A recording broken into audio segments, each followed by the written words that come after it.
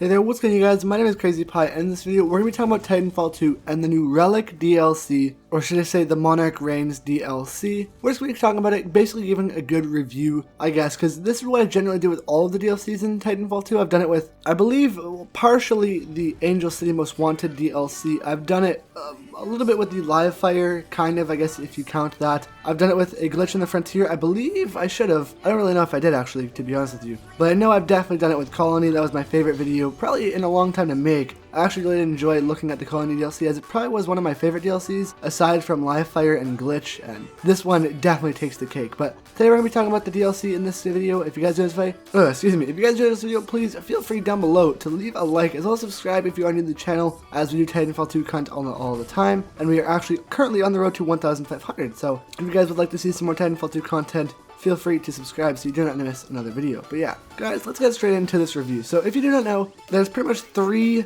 key points to this DLC, and those were the new Relic map, the new Monarch Titan, and then their cosmetics that you can buy, like the Prime Titans, the camos, the patches, the banners, etc. All those things are put into one category, and honestly, we're just going to be going over it. So honestly, from what I feel is the biggest part of this DLC, and what you guys can probably agree with me on, the biggest part of this DLC easily has to be the Monarch Titan. Now, Relic, yes, it's a map. It might take them a little bit longer to actually create, but I feel like Monarch would actually be a lot harder to perfect, as really it's a Titan, something that you play in the game, and you're gonna have to balance it out and see, you know, if it's actually working properly in damage and how it will take and counter against other Titans. So definitely Monarch is really cool Titan, honestly. She definitely has very interesting cores that you can choose from. Honestly, she's that type of Titan that I find is really going to be helpful and interesting and fun to use, actually, because she kind of keeps you on your feet a lot, because if you want to actually be doing good with her, kind of, and actually enjoying most of her cores and upgrading her, you want to try and stay alive and get all 3 of your cores to be an absolute unstoppable Titan. The way you do that is honestly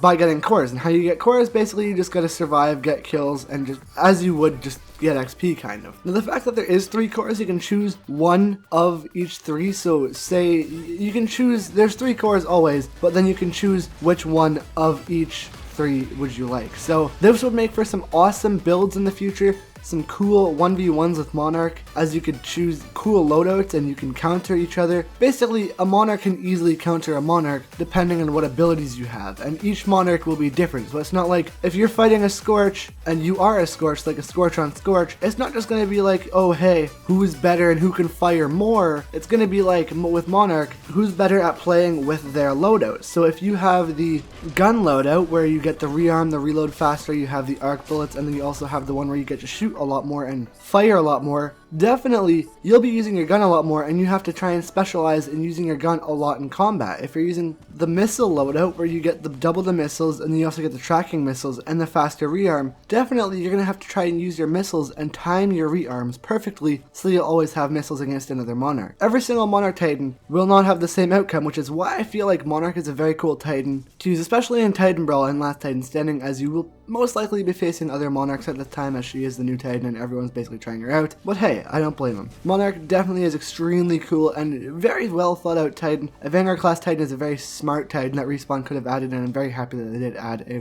Vanguard class Titan. Definitely very versatile and very cool, and a lot of stuff that you can do with Monarch. Another really big part that we did have for this DLC was the actual map Relic. Relic is a Titanfall 1 map on an IMC. You can actually see it from Colony, and you can actually see Colony from Relic. And from what I've played, I've really only played a couple matches of it. I've played around 4 to 5 of it on Titan Brawl, and then around 3 on Putzer's Pilots, and honestly, I must say, it's probably one of my favorite maps, aside from Glitch on the Frontier, or Glitch I should say, ever. Like, this map is insane, it's really fun to play, it's very open. I find there's a lot of sweet wall running spots, it's nice colors, I really like the colors, it's nice and green, kind of. There's a lot of flanking routes that you can take. It's just a really, in my opinion, a great map, and I really do love the map Relic. Honestly, I feel like they did a great job with it. Really, there's nothing bad to say about Relic. It's honestly probably one of my favorite maps in Titanfall history. Great remaster, I'm really happy, and the flow of it is actually really nice, and using it on Titan Brawl with Monarch is a lot of fun, as the 2 spawns, and there's like 2 routes that you can actually get through, the middle route and the, depending on which side you spawn on, the left or the right. It's basically like the lower route that leads down by the cliff, and you can actually see Colony from there. Really good map though, really balanced I find, and I'm very happy that they brought back Relic. Hopefully this map is actually a lot of fun to play on the Frontier Defense game when that comes out, but hey, we'll have to wait and see for that. Now for New Games Bibles, we actually do have a new execution, which I'm super happy that Respawn actually did for this. Basically, it's not like the other ones like late hit or curb check. This one you actually have to use the ability to get the execution, which if you do not know, the execution is called Now You See Me. Basically, the description of it is saying that the enemy's death flashes before their eyes. Pretty much, you just get their attention, you cloak, and then you melee them kind of in the face. It's pretty cool. In order to actually get this, you have to get 10 executions while meleeed, or well cloaked. I meant to say not meleeed, while cloaked. And it was not retroactive like the Pulse Blade one, because pretty much you don't know, before the DLC and the patch notes came out, everyone was going for the Pulse Blade kills to get the in-your-face execution, I believe it is called, or get to the point, that's it. And really, once you got it, there was no fun, no point after the DLC came out. So now, it's a lot of fun, and it's challenging to actually get this new Now You See Me execution. So I'm very happy that I did that. Respawn, please do this in the future with like an AWOL execution. Maybe not an AWOL, because I do not want to see people using an AWOL.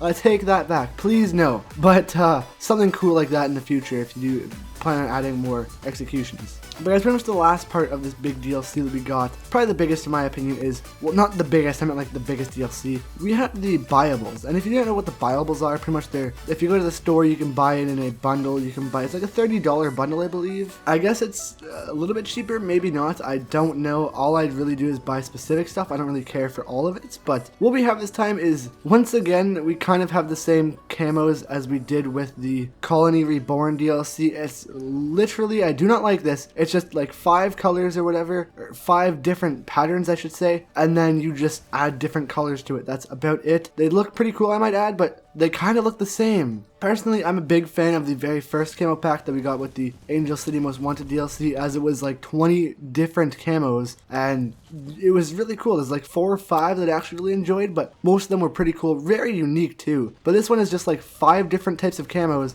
with different colors, so I'm not really a big fan of it, but hey, as long as we do get these new camos, it is pretty cool in my opinion, and I'm pretty happy with that. The patches are pretty cool.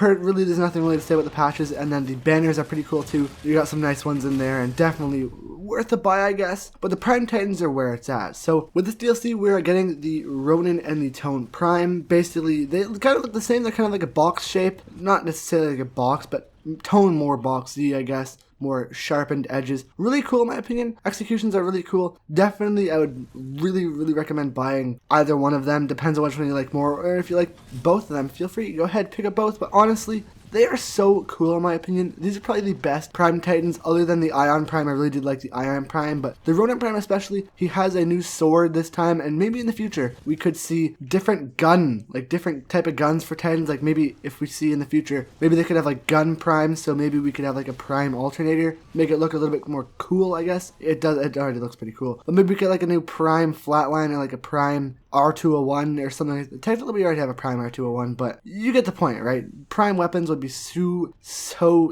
cool. I'd really enjoy that a lot, and hopefully we can see it in the future. But yeah, if you guys enjoyed this video, please feel free down below to leave a like and subscribe if you did enjoy this video, and I'll see you guys soon for another video. Peace, guys.